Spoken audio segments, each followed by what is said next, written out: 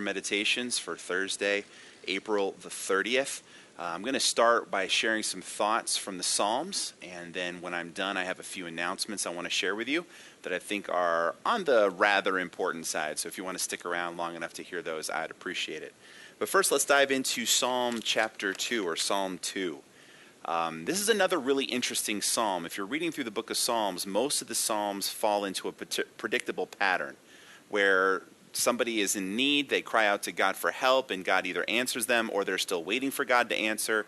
And there's all kinds of pleas and celebrating who God is and his past victories and all the hard times. And you sort of fall into a pattern. Well, Psalm 1 we saw on Monday doesn't fit into that pattern. It just sort of is an ode to praising the good life, the blessed life, the life of the man who's like the tree planted by streams of water because he's rooted himself in God's truth and in God's word. And because of that, he prospers. And those who don't are like the wicked who do not prosper, who blow away, who have no stability. It's a wisdom poem is what it is, about the value of living a life geared towards God and towards wisdom. Well, this psalm, Psalm 2, is also not a typical psalm that just talks about deliverance from trouble. In fact, Psalm 2 is really interesting because it gives a description of the natural human bent apart from God. And God has a really interesting response to this. If you take a look at Psalm 2, I want to read just the first three verses and then give you a couple of comments before we move on. Verses 1, 2, and 3 of Psalm 2 say this: "Why do the nations rage and the peoples plot in vain? The kings of the earth set themselves, and the rulers take counsel together against the Lord and against his anointed, saying, 'Let us burst their bonds apart and cast away their cords from us.'" Now, this describes the natural human impulse. And this has been the natural human impulse ever since the fall of man, all the way back in the early days in Genesis chapter 3. And that impulse, which comes naturally to every human being that's born on the planet, is to seek independence from God. Do you notice that the nations in verse 3 want to cast off their bonds? Well, who do they think they're bound to? They're bound to God. They don't want his leadership. They don't want him to guide them. They don't want him to call the shots. They want to be in charge themselves. The basic human tendency ever since the fall is to find some way out from underneath God's authority. Some way to not have to answer to God for my actions. And the funny thing is that's true both on an individual level, right? You go back to the stories in Genesis. What's the very first story after Genesis 3 where they're kicked out of the garden? They're kicked out of the garden, and then in Genesis chapter 4, Cain decides to go way, way out of God's intention for him by basically taking matters into his own hands and killing his brother out of revenge because he didn't trust God to take care of it. But it also applies to Cain's descendants who form this civilization that pushes God away, fills the earth with wickedness and violence, and leads to the flood. So it's true on an individual level and on a corporate, cultural, or even a national level. The essence of what is wrong with us, with human nature at this point because of sin, the essence of it is this belief that we have. And this belief is that we know better than God about how to run our lives. And because we know better than God, because it's my life after all, I should have the right to live it any way that I want. I should be able to do whatever I want to do without any divine input, without any divine supervision, and certainly without any divine accountability. I mean, check with your 4-year-old next time you talk to them. Do they think they know better than you about bedtime and what to eat and when to eat and how to spend their time and whether or not we should go to the doctor, whether we should go to school? Of course they do. Talk to your 14-year-old about bedtime curfews and who they should hang out with and what kind of clothes they should wear and what kind of music they should listen to. Every 14-year-old ever born is convinced they know better than everybody else. But before we just make that a problem of the youth, how about the 24-year-olds you know? How about the 34-year-olds, the 44-year-olds, the 84-year-olds? We all have this tendency to think, like the nations think, that God is a burden, that his leadership and his authority and his supervision are a trouble to me. They weigh us down. They're like bonds holding us in place, and it's our job to break free, to live on our own, to do what we need to do to take care of and protect ourselves. Now, the problem that the psalmist says with this attitude, he says, why do they do this? Like, why do the nations rage? Why do they speak out against God and against his anointed? Because there's a problem with this perspective, right? The problem is that this attitude puts you on a collision course with the God who created everything. And that collision course is not going to turn out well for the people that are in opposition to him. Take a look at the rest of the verse, or I should say, the next several verses of this psalm. Verse 4, he who sits in the heavens, laughs. And I don't think he's having a good-natured laugh. I think this is a mocking laugh at the people in verse 3 who think they can get out from under his authority and get away with it. He mocks them from heaven with his laughter. The Lord holds them in derision. Verse 5, then he will speak to them in his wrath and terrify them in his fury, saying, as for me, I've set my king on Zion, my holy hill. I will tell of the decree. The Lord said to me, you are my son. Today I have begotten you. Ask of me, and I will make the nations your heritage, and the ends of the earth your possession. You shall break them with a rod of iron, and dash them in pieces like a potter's vessel. This attitude of, I need to get out from under God's authority and run my own life because I know better than God, is going to put you directly in the crosshairs of a God who cares exactly about what you do and what happens. See, if God didn't care, right? If God was disinterested, if God was just like on a vacation, if God had more important things to think about, well, you could get away with this. You could just do whatever you wanted to do and he wouldn't notice. Unfortunately for you and for me, if we have this attitude, according to this psalm, is that God is interested. God does care. And he has actually appointed someone as a representative on earth. The text calls him his anointed or his king or his son. And he's appointed this person to carry out punishments and judgments on everybody who has this attitude. Okay? Now, we know from Hebrews chapter 1 that Jesus is the ultimate expression of this. That these words were meant to apply to Jesus directly. He is the appointed representative. He is the anointed one of God. He is the Messiah who is going to come and he's going to punish and he's going to judge those who try to get out from underneath God's authority. Okay? But it's clear that even before Jesus shows up, that the Jews understood that this Son of God that it talks about here would be one of the descendants of David who is going to rule the world under God's authority. And part of that rule involves crushing rebellious hearts, crushing those who resist him and try to get out from underneath his authority. This psalm is basically trying to remind all of us rebels, both on a national level and on an individual level, that God takes an active interest in our actions and our behavior. We are not alone on this planet and free to do whatever the heck we want to do. God is watching, and God has appointed someone to act as our judge and act as our punisher in these specific situations. We are not free to do whatever we please. There is a God, he has expectations, and he's going to enforce them. And if you don't know that, and you decide, you know what, I'm just going to rage against God, I'm just going to free myself from his rule, then guess what? You're going to come and wake up one day, and maybe that day won't come for some time, but there will come a day when you look God in the face and realize he is opposed to you, that he has set his face against you. And trust me, that is not a place the psalmist suggests that you want to be. So he wraps up this wake-up call to those who are rebellious against God with some advice, and that's where we get verse 10. Now therefore, O kings, be wise. Be warned, O rulers of the earth. Serve the Lord with fear and rejoice with trembling. Kiss the Son, lest he be angry and you perish in the way, for his wrath is quickly kindled. But then it ends like this. Blessed are all who take refuge in him. Now this advice works for nations and it also works for individuals. What advice should we have? Should we follow from God?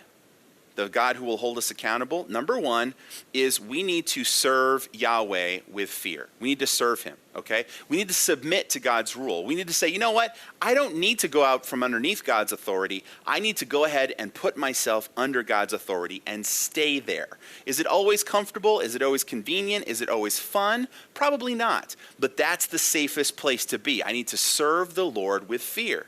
I need to live as he instructs me to live, and I need to do what he says. But it's more than that. It says here also, too, that we're supposed to serve him with fear and rejoice with trembling.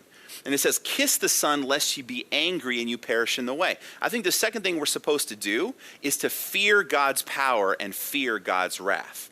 All right? Fear is a perfectly appropriate response to God and his claim on your life. Fear is a good thing. Fearing God is even better. And the advice to rebels is, you should at least be afraid of this God that you're defying. When we as individuals step out of line and do something we know is against God and against his plan, the most appropriate response you can have is to cower and tremble and be afraid of what could happen to you. I know sometimes we talk about people that ask Jesus into their heart or accept Jesus' forgiveness in their life simply because they're afraid of going to hell. They're afraid of judgment. And we sort of laugh at those people and say that that's a lower motivation in some way. Well, the psalmist would suggest that that is a really, really smart motivation. That in fact, we should be smart enough to be afraid of the God who can destroy us both now and in eternity. In fact, he's the one person that we should be afraid of. Now, we don't want to stay in fear. In other words, God is not someone we're supposed to always cower as if he's a master who might kick us like we're dogs or something and abuse us and mistreat us and be cruel to us. But it is incredibly appropriate to tremble in fear before the one who made us, before the one who has promised consequences if we live in flagrant disregard of his wishes. If you run out from underneath God's authority and decide to live life your way, you need to know you're in God's crosshairs, and that's not a good place to be. And fear is a good response. Fear is, in fact, appropriate. Fear is the right thing to do. It's not a good ending point. You don't want to end up afraid of God, but you need to start there. It's a great place to start. God does want us to move beyond our fear to love and trust and all that stuff. But all those things, love and trust, both start with fear. And fear is what teaches us wisdom. Fear is what causes us to say, you know what? I'm not going to go do my own thing. I'm not going to blow my family up pursuing my own pleasure. I'm not going to take that thing that I think nobody notices to make myself, to gain some advantage. Because nobody's watching me. Fear is what stops you from doing all of those foolish, foolish things. And so he's saying, hey, kings of the earth, before you decide to run off and be crazy and rebel and take God's commandments and break them all as fast and as quickly as you can, you better be afraid. Serve him, submit to him, but if you're not willing to do that, trust me, you need to be afraid. You need to be afraid. I like this expression, kiss the Son. Now you're like, what is that all about? A kiss would be a sign of homage or a sign of honor or a sign of respect. It'd be to humble yourself before him, to kiss the ring, to lower yourself in his presence and seek his goodwill. That is what the attitude we ought to have towards God. Like, when did the script get flipped where now God has to somehow convince us that we ought to love him, that we ought to do what he wants us to do, that somehow God has to impress me? Where do we get that crazy idea? Where do we get the idea that somehow God is desperately trying to get my approval and, God, why don't you measure up to my expectations? God here, and the psalmist is saying, you've got that exactly backwards. Do you know who needs to measure up to God's expectations? Do you know who needs to pay attention and seek God's approval? It's you. You're the one, rebel. I'm the one, the rebel, that needs to humble myself and kiss the ring and kiss the Son, lest he be angry and I perish in the way. I know that's not warm and fuzzy, and I'd like to be warm and fuzzy with these things, but the psalmist seems to think this is an important warning. Not to get this attitude that says, I don't need God, I can just blow my life up and do whatever I want, and I know best. No, there's going to be consequences. You're going to be on the opposite side of God. He's going to oppose you, and that consequence is going to be severe. So we need to serve him. We need to humble ourselves and submit to him. We need to fear God and fear the consequences of opposing him. And then we also need to honor him and humble ourselves and kiss the ring and submit to his will. But then the last thing, and I think this is I'm going to end this on a slightly warmer note, or at least a slightly more hopeful note. Look at the last phrase there in verse 12. It says, blessed, and there's our word blessed from Psalm 1 again. Happy, successful, prosperous. Blessed are all those who take refuge in him. See, in verses 1, 2, and 3, the kings of the earth want to run away from God. They want to escape his authority. They want to escape his bounds or his bonds or his chains. They want to break free and be their own people and run their own lives. And what this is saying is, you know who the happy people are? Do you know who the blessed people are, the prosperous people? The blessed and the prosperous people are the people that don't run away from God. They're the people that run to God. They're the ones that go to him as a high place, a safe place in times of trouble. That's the safest, best, most blessed, prosperous place to be. Not running out there doing your own thing, no matter how smart or qualified or rich or prosperous you may think you are. It's running to God. It's humbling yourself before him. It's fearing him, and then through fear, learning to love and trust him. That is where true prosperity and blessing and happiness is found. And I pray for myself, and I pray for you, and I pray for everybody who might be watching this, that we would take God seriously. That we would realize our actions have consequences. And that we can't just snap a finger, say I'm sorry, and make all the bad consequences go away.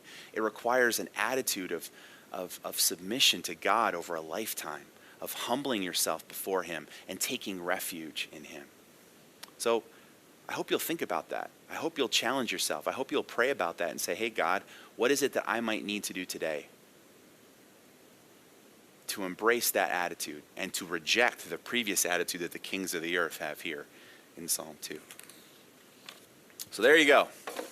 I'll get to some of the warm, fuzzy stuff next time. Now, let me speak a little bit about some announcements I have here at the end. Number one, today is April 30th. Today is the last day for you to have a gift from Samaritan's Purse. So please take advantage of that opportunity. And I pray that you'll be able to maybe give something to help towards that project. So please, please think about that today. And if you can, get online to our website and do that there. Secondly, there will be no meditations on Friday or Saturday this week, as is typical. We're going to be back on Sunday at 9:30 a.m. is the next time that I'll be here in front of you. And I want to give you a big unveiling of our brand new ABF study. We're going to do a brand new ABF study starting this Sunday at 9:30. And the new study is called, it's called How the Story Ends. Basically, we're going to tackle what the Bible has to say about the end times. What is waiting at the end of the story for us. There's a lot of fascination and interest about this subject, especially in light of all of the stuff going on right now, but there's also a lot of confusion. And so I want to try to clear some of that up. And Scripture doesn't tell us everything we want to know, but it certainly says a lot about the end and the end times. And that's something that I want to tackle with you in ABF starting this Sunday. So if you haven't jumped in so far, but you would like to try, this might be a great Sunday to try it, because you'll be jumping into a brand new subject, talking about the end times, what the Bible has to say about the future. Also, too, there's been a couple people asking me questions about whether or not we're planning on changing our format for Sunday morning services. And the plan for now, at least for the next 2 or 3 weeks, is to continue with our services the way we've been doing them, simply with the online streaming option without anybody here in the building. We will let you know if we make any changes. So if you hear a rumor out there that we're doing things differently, you will always have an announcement like this from me before we make any changes, okay? So we're going to keep it the same at least for the next couple of weeks. Now, next week, Monday through Thursday, we're going to come back with scripture meditations for Monday, Tuesday, Wednesday, and Thursday. But as I warned you on Monday, I've been able to line up a couple of incredible guest speakers who are going to be here for 2 of those days. So for 2 of those days, I'll be up here sharing meditations from the Psalms. 2 other days next week, there's going to be a guest speaker whose identity shall remain a secret and a mystery until you show up and watch. But I think it's going to be great. Going to hear some new voices, and it'll be still an encouragement and kind of a daily check-in during the week for those of you that have come to enjoy these updates. So last update, this is a personal one. Wanted to let all of you know about it. We've shared it with our life group and a few people, and I just keep forgetting to mention it. I'm sorry. But for those of you that have been praying for our family for the last 3 years, we've finally been able to sell our house in Wisconsin. It's all settled. Money has changed hands. Everything is done. And we no longer have a property in Wisconsin to worry about. We can kind of focus our attention and our love here on our place here in New York. Thank you to all of you who have contributed towards helping us with some of the needs for that. And also, thank you so much for your prayers.